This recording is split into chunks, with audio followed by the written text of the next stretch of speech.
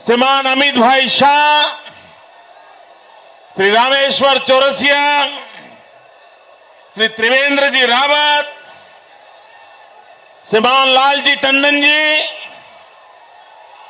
श्री केसरीनाथ त्रिपाठी जी, श्रीमान रमापति जी, श्रीमान सूर्य प्रताप जी, मंच पर विराजमान भारतीय जनता पार्टी के सभी वरिष्ठ महानुभाव और काशी क्षेत्र के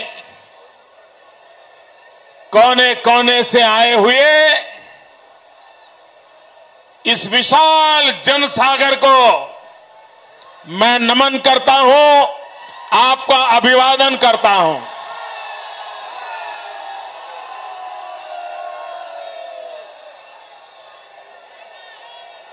मैं सोमनाथ की धरती से आया हूं और बाबा विश्वनाथ के आशीर्वाद लेने आया हूं।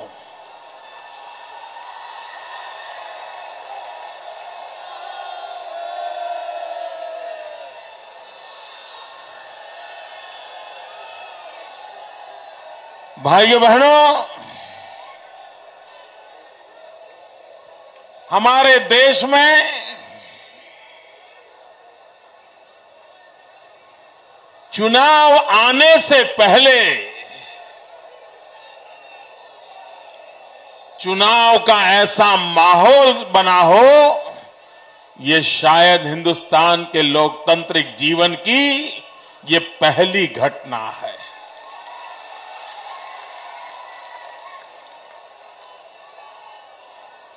भाइयों बहनों, राजनीतिक दल चुनाव आते समय सक्रिय हो, ज्यादा सक्रिय हो, आरोप प्रत्यारोप हो, जनाधार बढ़ाने के प्रयास हो, ये तो होता है।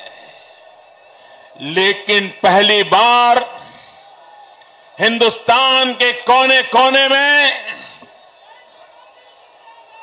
जनता जनार्दन दिल्ली की सरकार को उखाड़ फेंकने के लिए उतावली हो रही है, एग्रेसिव हो रही है। ऐसा और मैं देख रहा हूं भाइयों बहनों, 2014 का चुनाव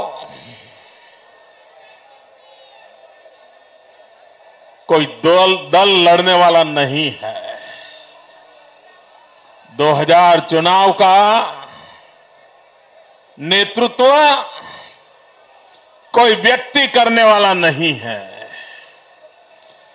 2014 का चुनाव इस देश की जनता लड़ने वाली है, इस देश का हर एक मतदाता लड़ने वाला है।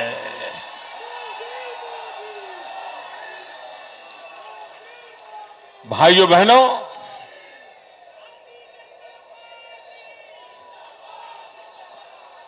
गंगा मैया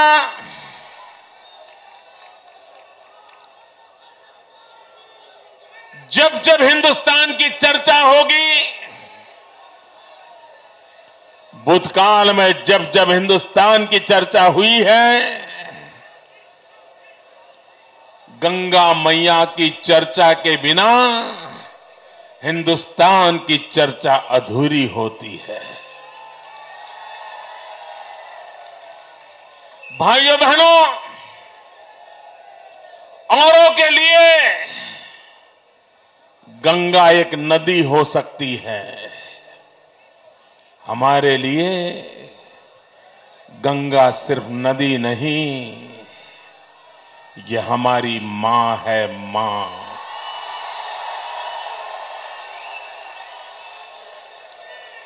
गंगा ये पानी की धारा नहीं है, गंगा ये हमारी संस्कृति की धारा है।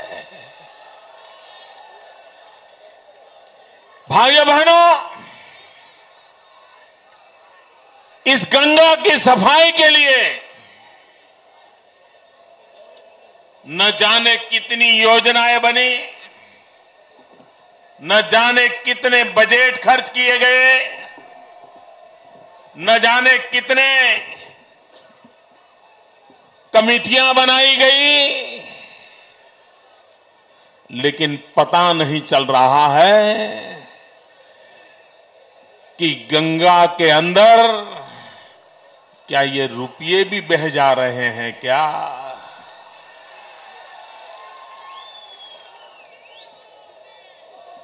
भाइयों बहनों, गंगा का शुद्धिकरण छोड़िए,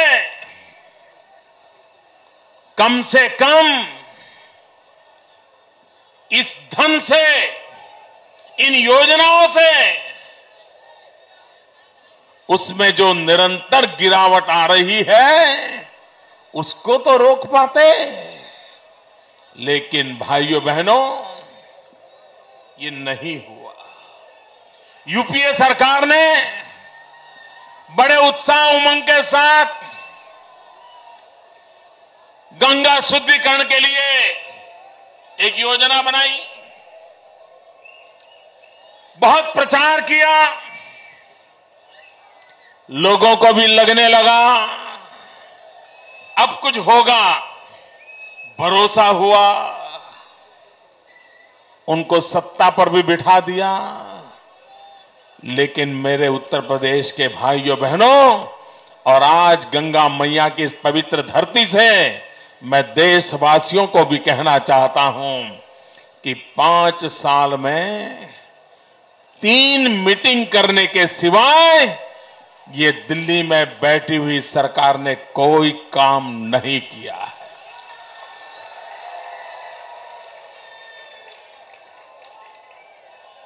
मैं दिल्ली की सरकार को आग्रह करता हूं, प्रधानमंत्री जी को आग्रह करता हूं, जरा देश के सामने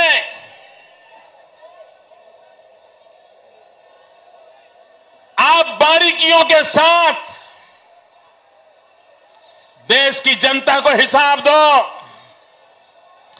देश की जनता को जवाब दो कि राजीव गांधी के जमाने से गंगा के नाम पर वोट मांगे गए हैं, गंगा शुद्धिकरण के नाम पर देश के सामने आपने अपनी एक नई पहचान बनाने का प्रयास किया है। गंगा के नाम पर हजारों करोड़ रुपए देश की तिजोरी से निकाले गए हैं। देश की जनता हिसाब मांगती है, जवाब मांगती है कि गंगा शुद्धिकरण के लिए आपने क्या क्या किया, कब किया, कैसे किया, और देश ये भी जानना चाहता है किस किस के लिए किया। भाइयों बहनों, आप मुझे बताइए, अकेले गंगा के मुद्दे पर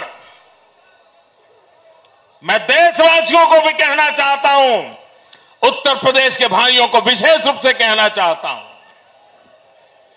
गंगा के नाम पर जो देश के नागरिकों को मूर्ख बनाया गया है, उनको अंधेरे में रखा गया है, उनके साथ चीटिंग हुआ है। क्या भाइयों बहनों, गंगा जैसे पवित्र काम में भी इस प्रकार का पाप करने वाले लोगों को फिर से सरकार बनाने देनी चाहिए?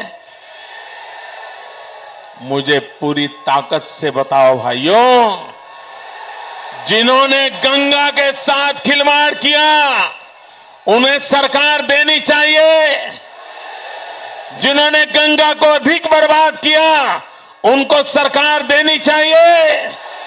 ये देश उनको दे सकते हैं। अरे जो गंगा नहीं संभाल सकते वो देश को क्या संभाल सकते हैं भाई?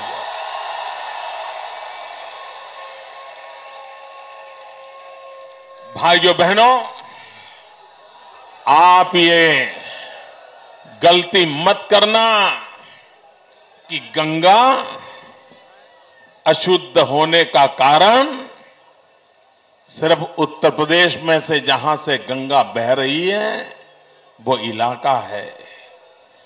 मित्रों, गंगा के शुद्धिकरण के लिए पहले दिल्ली को शुद्ध करना पड़ेगा, लखनऊ को शुद्ध करना पड़ेगा, तब जाकर के गंगा शुद्ध होगी। इन लोगों के रहते हुए, इन लोगों के बैठते हुए गंगा के शुद्धिकरण की कोई संभावना नहीं है। आजकल लोग मुझे सवाल पूछते हैं, विशेषकर से जो कांग्रेस को बचाने में लगे हुए हैं, किसी भी हालत में कांग्रेस बची रहे, कांग्रेस बचेगी तो उनकी दुकान चलती रहे। ये कांग्रेस के जो रक्षक है वो आजकल सवाल करते हैं कि मोदी जी ये तो बताओ आप क्या करेंगे। मुझे ऐसा पूछते हैं, कांग्रेस ने तो तबाह कर दिया, बर्बाद कर दिया, आप क्या करेंगे, ये सब पूछते हैं। मैं सिर्फ कहता नहीं हूं, करके दिखाता हूं।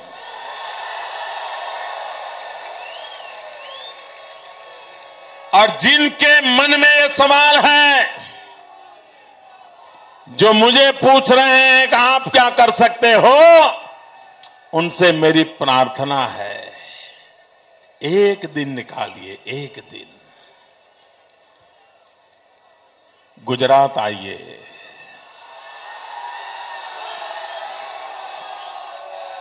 अहमदाबाद की धरती पर आइए, साबरमती के किनारे पर जाकर के खड़े रहिए।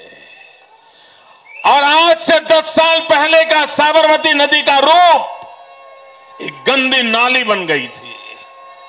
महात्मा गांधी के साथ जो साबरमती नदी का नाम जुड़ा था, साबरमती के संतों ने कर दिया कमाल। हर गली मोहल्ले में साबरमती की बात होती थी। आजादी के आंदोलन के साथ साबरमती जुड़ी हुई थी, लेकिन वो साबरमती गंदी नाली के सिवा कुछ नहीं बचा था। आज जाकर के देखिए, शहर के बीचों बीच शुद्ध नर्मदा के जल से साबरमती नदी लबालब भरी है और साबरमती बह रही है। भाइयों बहनों, आपको भरोसा है? जरा पूरी ताकत से बताइए, आपको भरोसा है? अगर साबरमती शुद्ध हो सकती है तो गंगा शुद्ध हो सकती है। साबरमती का कल्याण हो सकता है तो गंगा का कल्याण हो सकता है। अगर साबरमती गुजरात का जीवन बदल सकती है तो गंगा हिंदुस्तान का जीवन बदल सकती है। भाइयों बहनों, हम खोखले वादे करने वाले लोग नहीं हैं। और उत्तर प्रदेश के मेरे भाइयों बहनों, मैं आपको विश्वास दिलाने आया हूं, हम वादे नहीं, इरादे लेकर के आए हैं, इरादे लेकर के आए हैं।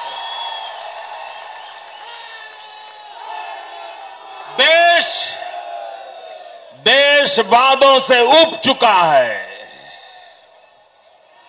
देश ने बातें बहुत सुनी हैं, उपदेश भी बहुत सुने हैं। अब तो देश को धरती पर सच्चाई उतारने का इरादा है। और इसलिए मैं आज कहने आया हूं, हम वादे नहीं, इरादे लेकर के आए हैं और इरादे पूरा करने की क्षमता रखते हैं। भाइयों बहनों, कुछ लोग सोचते हैं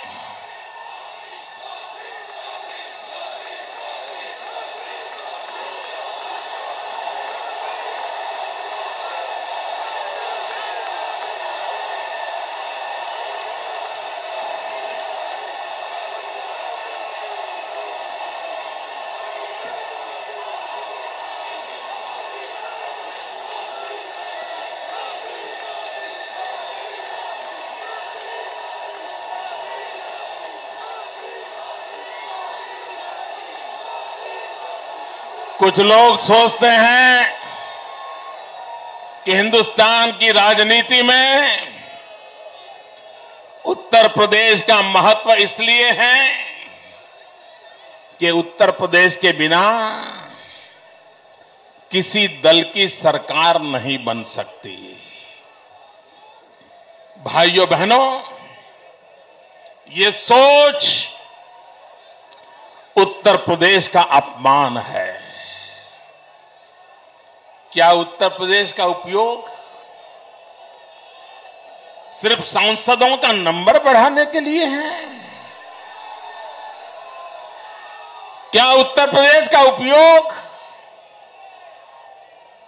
सरकारें बढ़ाने के लिए है? भाइयों बहनों, मेरी सोच इतनी सीमित नहीं है। सवाल सरकार का नहीं है। अगर हिंदुस्तान को भी स्थिरता चाहिए तो उत्तर प्रदेश के बिना नहीं आ सकती है। अगर हिंदुस्तान को विकास करना है तो उत्तर प्रदेश का विकास हुए बिना हिंदुस्तान का विकास असंभव है। हिंदुस्तान में अगर बेरोजगारी मिटानी है, उत्तर प्रदेश से बेरोजगारी मिटाए बिना हिंदुस्तान की बेरोजगारी मिट नहीं सकती है। अगर हिंदुस्तान भूखा है, अगर उत्तर प्रदेश ये गंगा यमुना के पट ये अगर हिंदुस्तान का पेट नहीं भरते तो हिंदुस्तान की भूख कभी मिट नहीं सकती है। भाइयों बहनों, उत्तर प्रदेश को सिर्फ सांसदों की संख्या के साथ न जोड़ा जाए। उत्तर प्रदेश भारत का भाग्य विधाता बन सकता है। उत्तर प्रदेश समृद्ध भारत की धरोहर बन सकता है। उत्तर प्रदेश विकास की नई ऊंचाइयों पर ले जाने के लिए एक बड़ा ताकतवर इंजन के रूप में देश के सामने उभर सकता है। और इसलिए भाइयों बहनों, भारतीय जनता पार्टी के लिए उत्तर प्रदेश राजनीति के खेल का मैदान नहीं है। हमारे लिए उत्तर प्रदेश हिंदुस्तान की भलाई के लिए सबसे बड़ा उर्वरा भूमि है। ये हमारी सोच है। भाइयों बहनों, मुझे यहां के लोगों की शक्ति पर भी भरोसा है। यहां के नागरिकों की शक्ति पर मुझे भरोसा है। यही तो उत्तर प्रदेश के लोग, आप ही के का तो पूर्वज, आप ही के तो पुरखे इसी भूमि पर राम राज्य बनाने का काम आप ही के पुरखों ने किया था।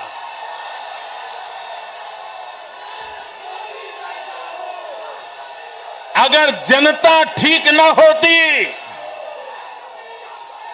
अगर लोग बराबर न होते, अगर लोग सामर्थ्यवान न होते तो इस धरती पर कभी रामराज नहीं होता। भाइयों बहनों,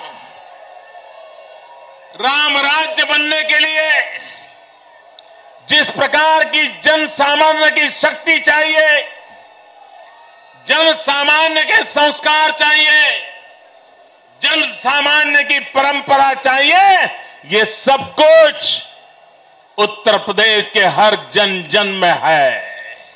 आप उस विरासत के धनी हो, फिर भी मुसीबत क्यों है? मुसीबत इसलिए है कि आपने सही सरकारें चुनी नहीं है, आपको सही नेता मिले नहीं हैं। जिस दिन आप सही सरकार चुनोगे, जिस दिन आप सही नेता चुने गए, तो ये जनता की शक्ति ये राष्ट्र को नई ऊंचाइयों पर ले जाने का एक बहुत बड़ा कारण बन सकती है और मुझे पूरा भरोसा है भाई।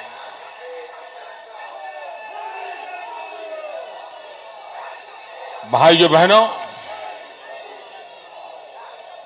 मेरा उत्तर प्रदेश का किसान, अकेला उत्तर प्रदेश का किसान अगर एक बार ठान ले,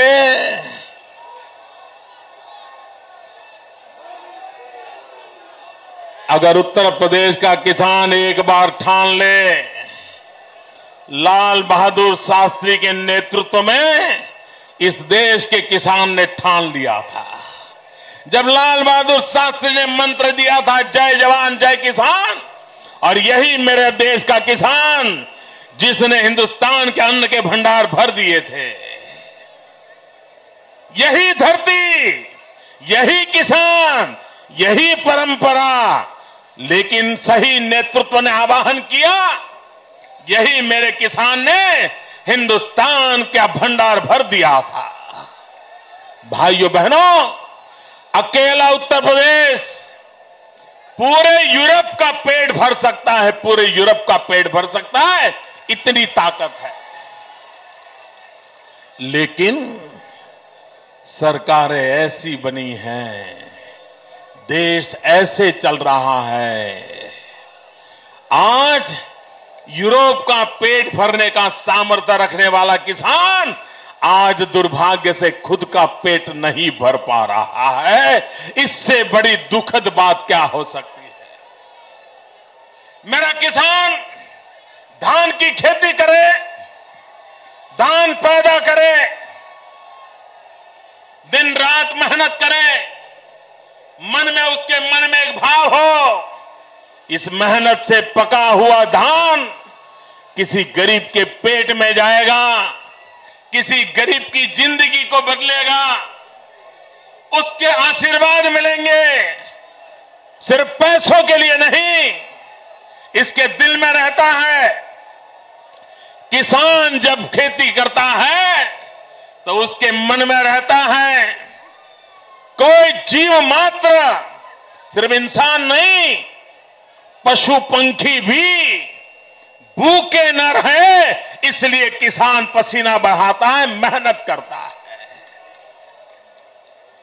लेकिन भाइयों बहनों, इतनी मेहनत करके धान पकाने वाला किसान जब टीवी पर देखता है, अखबार में पढ़ता है कि रेलवे के प्लेटफॉर्म पर पका पकाया धान पानी में भीग रहा है, सड़ रहा है, भाइयों बहनों, वो सिर्फ आर्थिक नुकसान होता है ऐसा नहीं, किसान के दिल को चोट पहुंचती है। भैया, आपके सारे नारे मुझे पहुंच गए, मैं आपका आभारी हूं। दोस्तों, प्लीज प्लीज, आपके प्रेम के लिए मैं आपका बहुत आभारी हूं, लेकिन आप थोड़ा संभालिए दोस्तों। अब इतना बड़ा मैदान भी छोटा पड़ गया, क्या करे भैया।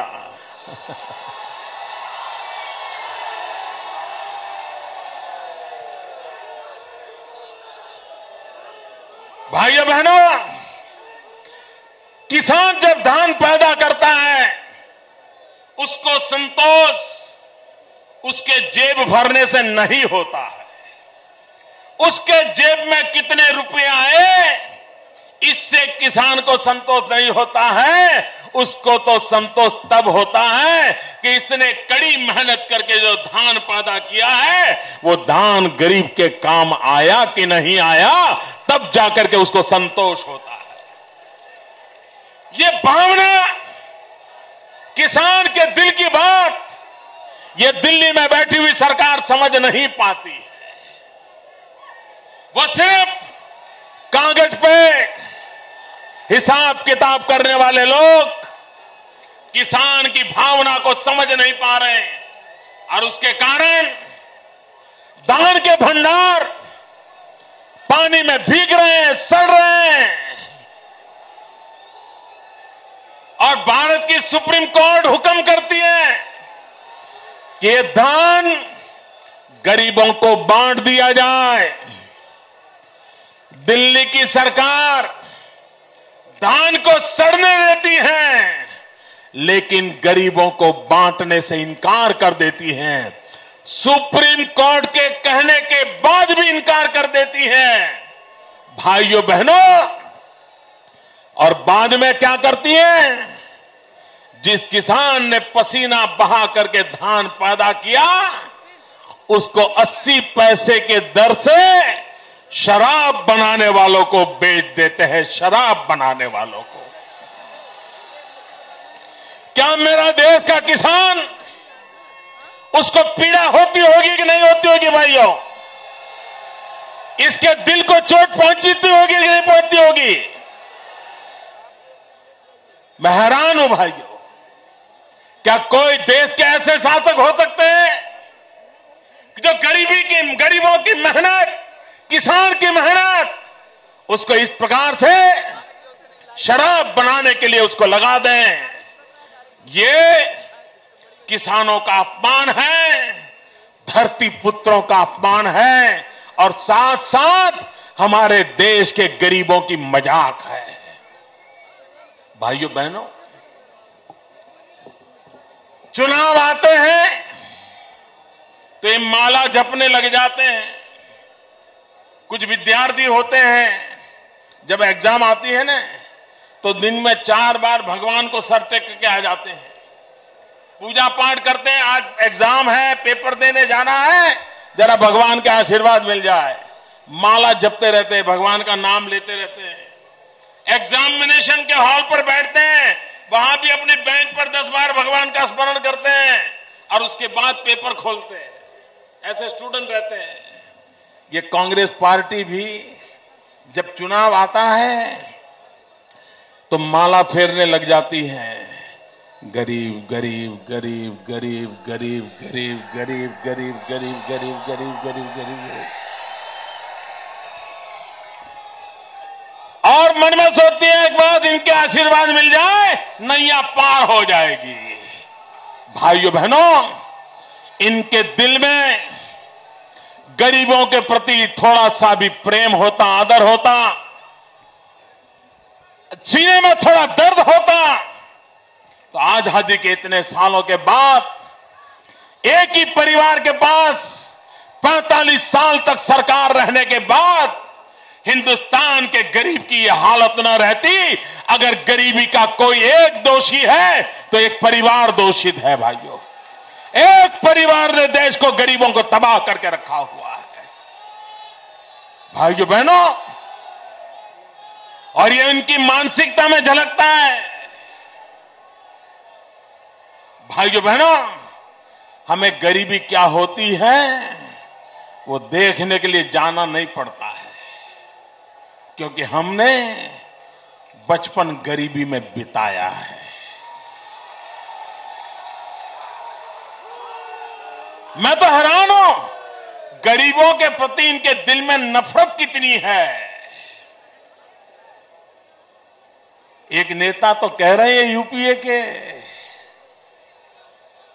चाय बेचने वाला,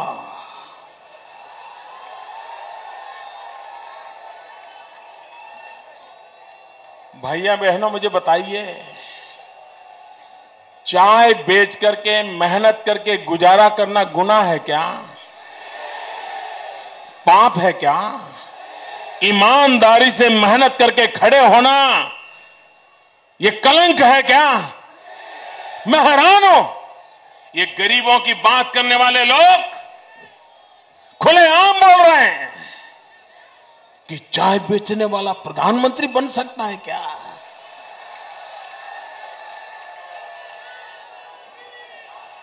अगर देश की जनता आशीर्वाद दे तो खेत में मजदूरी करने वाला भी प्रधानमंत्री बन सकता है। फुटपाथ पर बैठ करके जूतों की पॉलिश करने वाला भी प्रधानमंत्री बन सकता है। लेकिन भाइयों बहनों, मैं आपको मेरे संस्कारों के आधार पर कहना चाहता हूं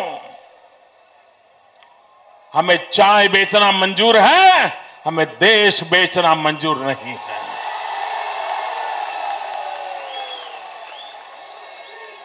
क्या आप गरीबों की इस प्रकार से मजाक उड़ाते हैं?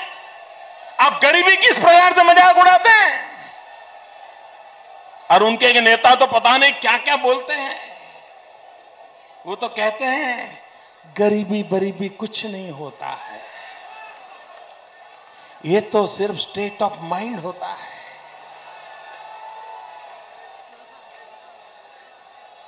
एक मन की अवस्था होती है। शाम को जब घर में चूल्हा न जले, बच्चे रात रात रोते रहें, तब पता चलता है गरीबी क्या होती है।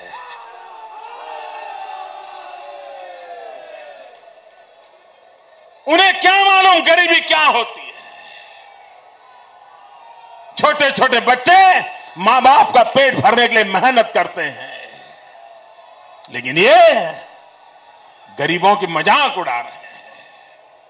भाइयों बहनों,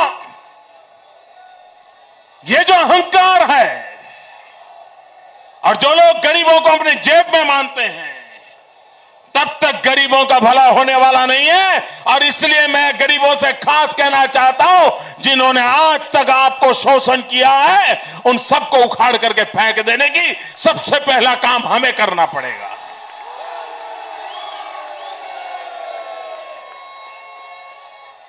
अभी हमारे राजनाथ सिंह जी बड़ी पीड़ा व्यक्त करते थे कि कांग्रेस के नेता ने कहा कि भाजपा वाले चोर है। अब पता नहीं वो क्या कुछ भी बोलते हैं भाई। जो बोलते हैं उसको अगर इकट्ठा करके कहीं पर छाप दिया जाए तो हम हैरान हो जाएंगे कि इनके ये संस्कार है क्या, ये इनकी भाषा है क्या। लेकिन कांग्रेस के नेताओं को मैं कहना चाहता हूं, आप कहते हैं ना हम चोर हैं, आपका आरोप हमें मंजूर है। हां, हम चोर हैं, हमने चोरी की है और हमने कांग्रेस की नींद चुराई है। नींद, कांग्रेस का चैन चुरा लिया है। अब हम कांग्रेस को आजादी के बाद देश को लूटने वालों को हम चैन से बैठने नहीं देंगे। ये फैसला करके हम मैदान में आए हैं।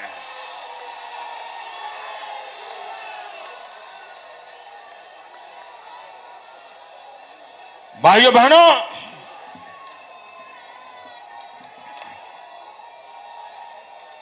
मैं आपसे पूछना चाहता हूं,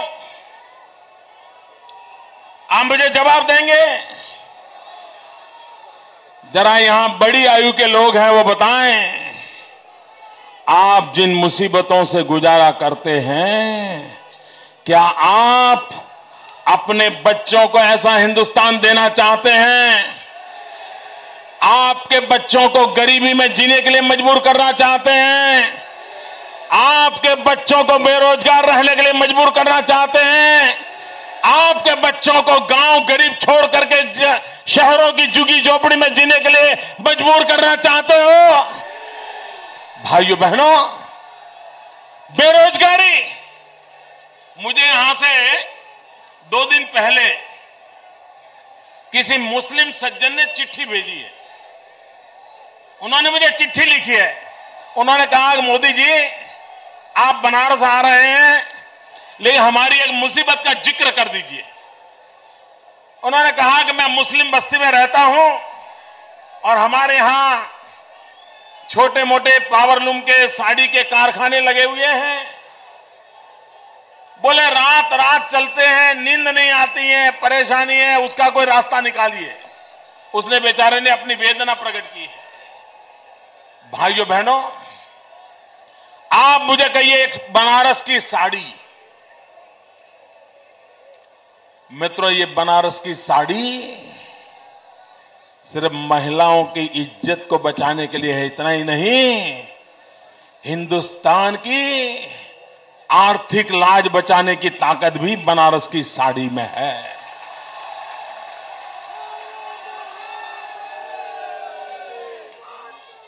इतना बड़ा उद्योग, इतने लोग, लाखों लोगों को रोजी रोटी देने वाला उद्योग बर्बाद करके रख दिया।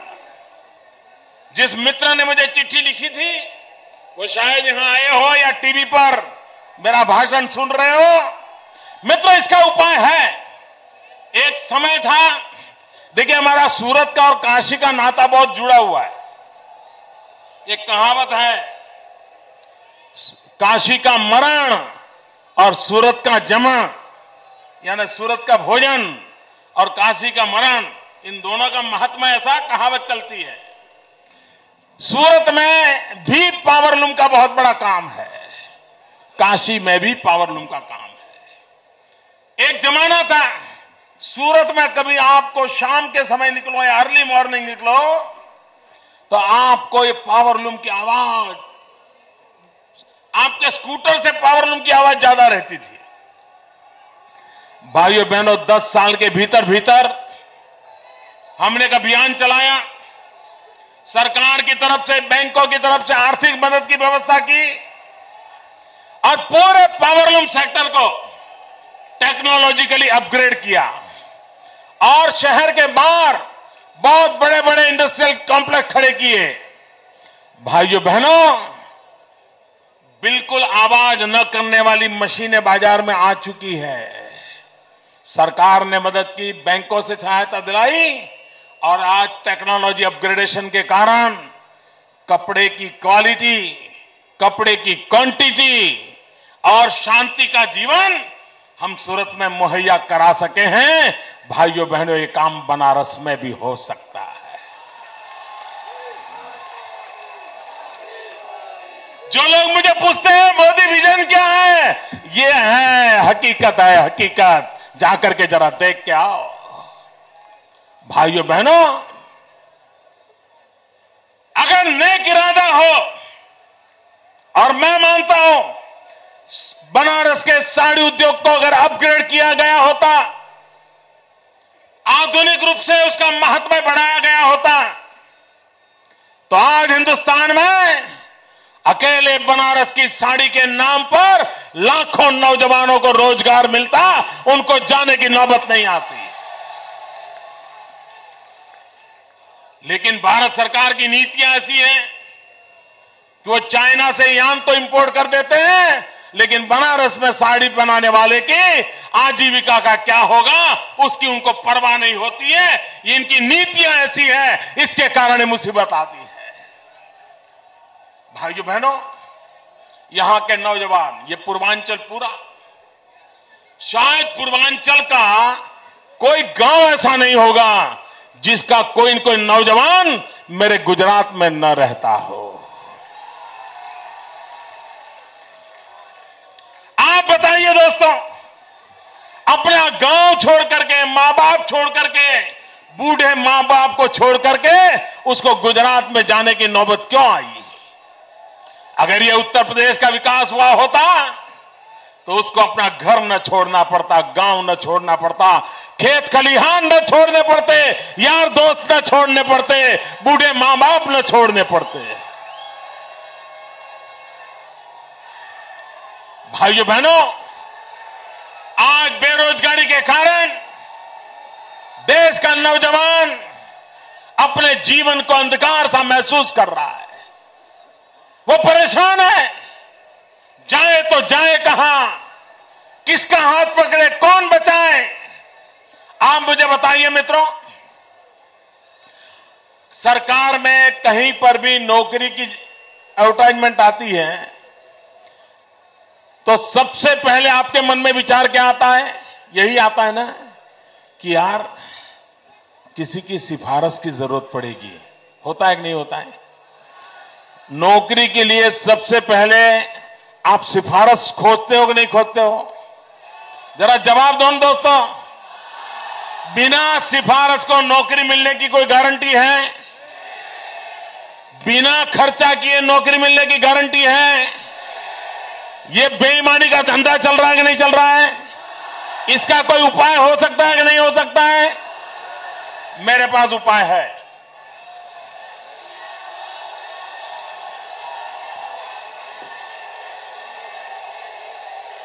जो लोग मुझे विजन पूछ रहे हैं, वो कांग्रेस के रक्षकों को मैं बताना चाहता हूं।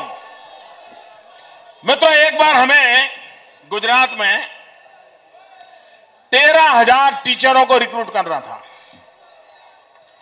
अब टीचर को रिक्रूट करना हो तो 1 लाख 2 लाख एप्लीकेशन आना तो बहुत सामान्य हो जाएगा।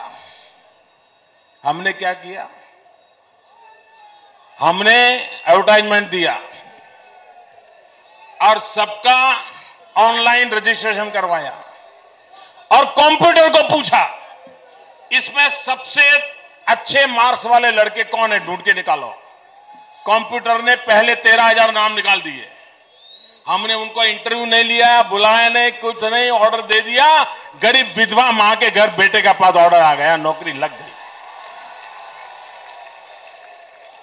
सिफारिश होती है कहां? इंटरव्यू में। भाइयों बहनों, मेरिट के आधार पर अगर निर्णय हो और ये इंटरव्यू का झमेला खत्म कर दिया जाए तो ये भ्रष्टाचार, ये सिफारिश, ये सारा खेल बंद हो जाएगा और जो हकदार है उसको काम मिल जाएगा। मैंने गुजरात में पायलट प्रोजेक्ट करके देखा है, हमें सफलता मिली है। कोई उस पर उंगली नहीं उठाता है, कहता है हां भाई ये रास्ता है। और मैं मानता हूं हर कोई नौजवान कितना ही पढ़ा लिखा क्यों ना हो, सर्टिफिकेट के भरोसे वो जी नहीं सकता, वो सिफारिश खोजता रहता है, सिफारिश खोजता रहता है। भाइयों बहनों, मेरे नौजवानों को डिग्निटी चाहिए, हाथ फैलाकर जिंदगी से उनको मुक्ति चाहिए।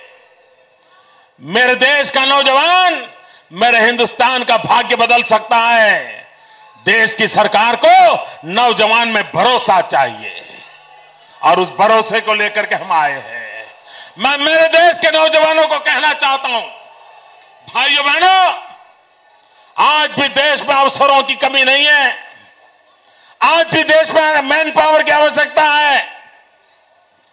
देश कृषि का क्षेत्र हो, सेवा का क्षेत्र हो, मैन्युफैक्चरिंग का क्षेत्र हो, देश के नौजवानों की ताकत से हिंदुस्तान को आर्थिक महासत्ता बनाने का सामर्थ्य यह देश रखता है। और इसलिए मैं नौजवानों, मैं आपके भविष्य की गारंटी लेकर के आया हूं।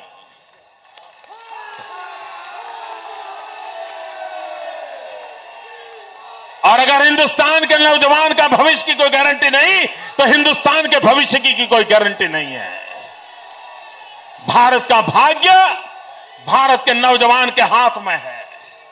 वो नौजवान को अवसर चाहिए और भारतीय जनता पार्टी नौजवान को अवसर देने का संकल्प लेकर के आई है। भाइयों बहनों, लोग कांग्रेस की सरकारों को हटाने में लगे हैं और भाजपा की सरकारों को दोबारा बिठाने में लगे हुए हैं। ये इसका सबूत है कि हमने जनता की कसौटी पर हम खरे उतरे हैं। भाइयों बहनों, मैं उत्तर प्रदेश के भिन्न भिन्न क्षेत्रों में जा रहा हूं।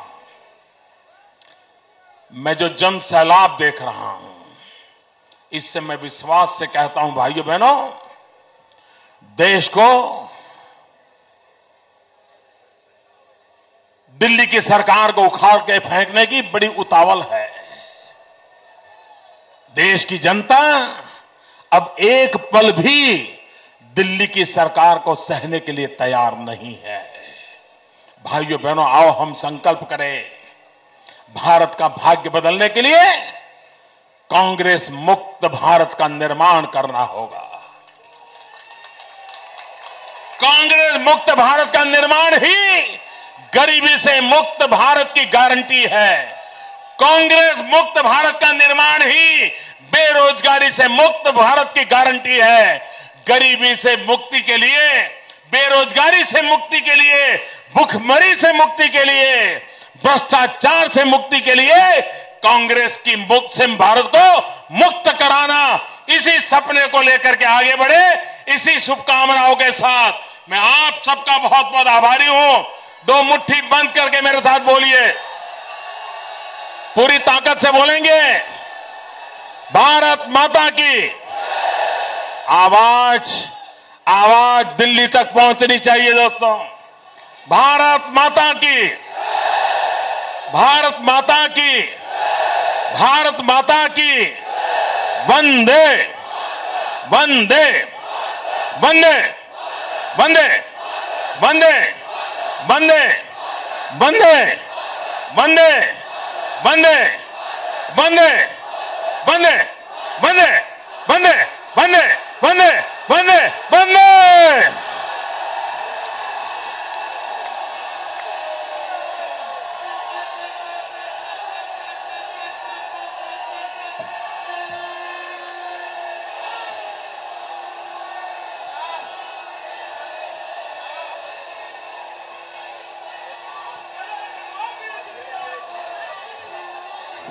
सभी लोग आराम से निकलेंगे। इधर भी बैरिकेडिंग ये वाला जो है धीरे धीरे खोलकर, और आराम से निकलना है, धीरे धीरे।